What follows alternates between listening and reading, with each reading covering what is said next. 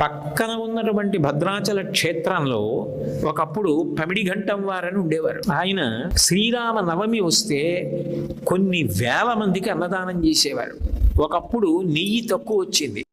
ఆయన గోదావరి నది దగ్గరికి వెళ్ళి గోదావరిని అడిగారు, అమ్మా నాకు నెయ్యి అప్పియమ్మా, ఒక్క 2 బిందెలు నెయ్యి ఇస్తే ఇవాళ అన్నదానం అయిపోయిన తర్వాత మళ్ళీ నెయ్యి తీసుకొచ్చినప్పుడు నీకు అప్పు తీర్చేస్తానని అని గోదావరిలోంచి 2 బిందెలు నీళ్లు ముంచి యువతలకి తెచ్చారు. ఆ నీళ్లు నెయ్యి అయ్యాయి. అబద్ధమో నిజమో మీరు కావాలంటే అంబసత్రంలో అడగండి.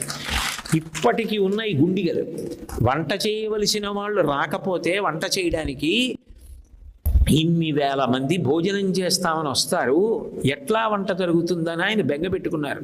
ఎక్కడి నుంచో 2 కుర్రవాళ్ళు వచ్చారు, మేము చేసేస్తాం వంట, కానీ మీరు చూడకూడదు, మేము చేసి పిలుస్తామని చెప్పి వాళ్ళు 2 పెద్ద గుండిగలు తెచ్చారు. దాని మీద ఒక దాని మీద శ్రీరామ, ఒక దాని మీద లక్ష్మణ అని రాసుంటుంది.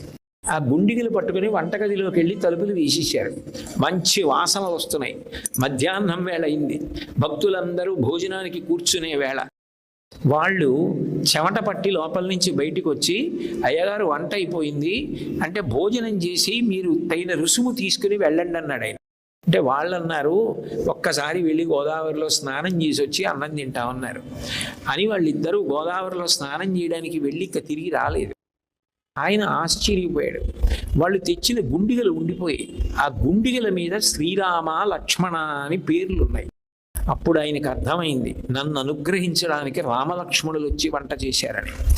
మీరు ఇప్పటికీ భద్రాచలం అంబసత్రం వెడితే పెద్ద పెద్ద గుండిగలు రామలక్ష్మణుల యొక్క పేర్లతో ఉన్న గుండిగలు అక్కడ ఉంటాయి.